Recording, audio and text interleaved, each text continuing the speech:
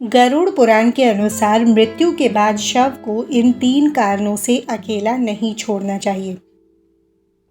जो जन्मा है वह मरेगा ही, चाहे वह मनुष्य हो, देव हो, पशु या पक्षी, सबको मरना है। ग्रह और नक्षत्रों की भी आयु निर्धारित होती है और हमारे सूर्य की भी। इसे ही जन्म चक्र कहते हैं। गरुड़ पुराण के अनुसार कि मरने के बाद क्यों शव को अकेला नहीं छोड़ा जाता है।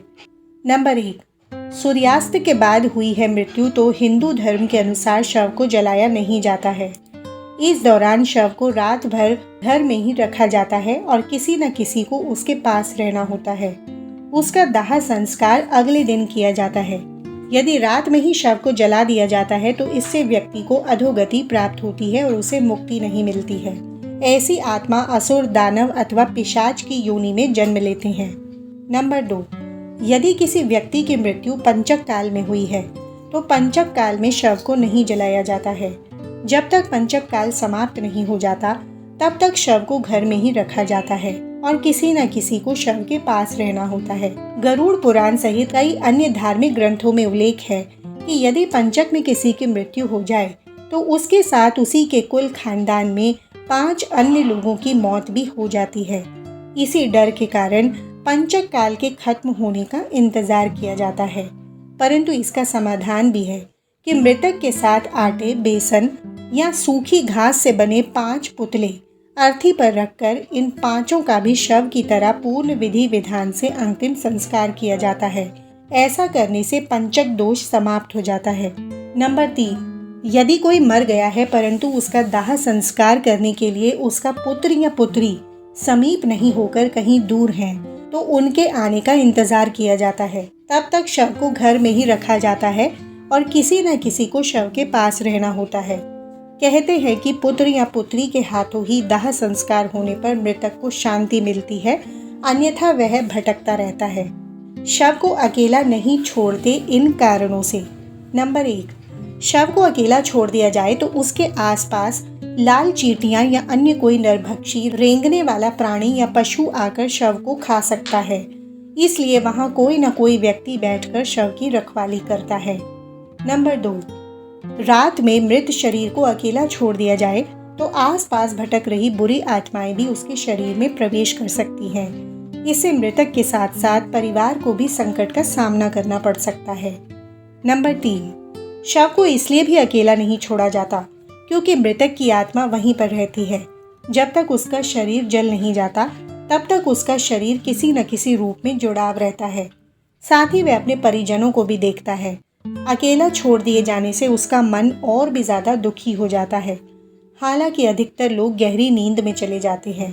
बहुत ज्यादा स्मृतिवान या चेतनावान ही जान पाते हैं कि मैं मर चुका हूँ। नंबर 4, यह भी माना जाता है कि यदि ज्यादा समय हो जाए तो शव से निकलने वाली गंध के चलते कई तरह के बैक्टीरिया भी पनपने लगते हैं और मक्खियां भी भिनभिनाने लगती हैं। इसलिए वहां इस दौरान अगरबत्ती की सुगंध और दीपक जलाया जाता है। नंबर 5, यह भी कहा जाता है कि शव को अकेले छोड़ने से कई लोग जो तांत्रिक कर्म करते हैं उनके कारण भी मृत आत्मा संकट में पड़ सकती है।